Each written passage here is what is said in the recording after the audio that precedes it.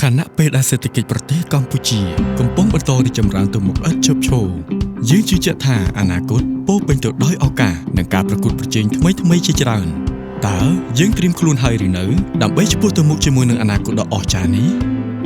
អស់រយៈពេល10ឆ្នាំកន្លងមកនេះ Smart បានក្លាយជាស្ពានដ៏រឹងមាំក្នុងការភ្ជាប់ទំនាក់ទំនងយើងទាំងអស់គ្នាជាមួយមនុស្សជាទីស្រឡាញ់ Smart គឺជាដៃគូដ៏ល្អក្នុងការភ្ជាប់ទំនាក់ទំនងដោយផ្ដល់នូវបណ្ដាញកម្រិតស្តង់ដារពិភពលោកដែលអ្នកអាចជឿទុកចិត្តបាន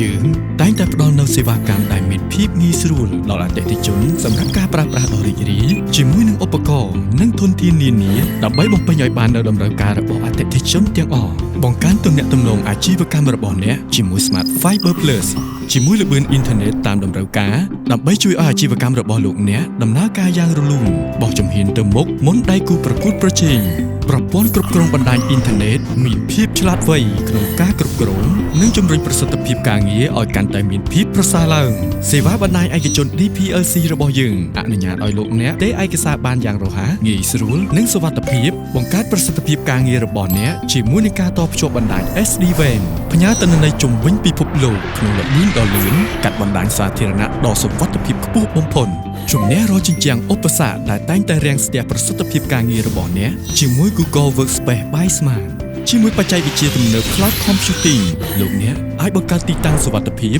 ជូនដល់បុគ្គលិកក្នុងការរក្សាទុកនិងទាញយកទិន្នន័យសំខាន់ៗនៅក្នុងបណ្ដាញ Cloud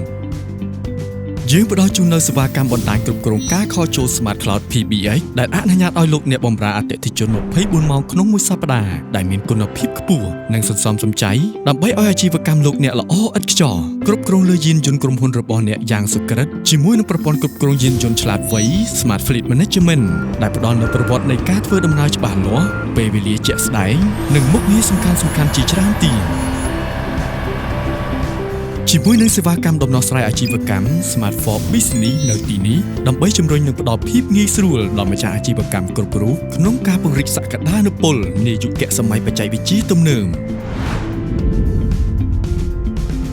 ពង្រីកសក្តានុពលអាជីវកម្មរបស់អ្នកជាមួយដំណោះស្រាយអាជីវកម្មដ៏សម្បូរបែបរបស់ Smart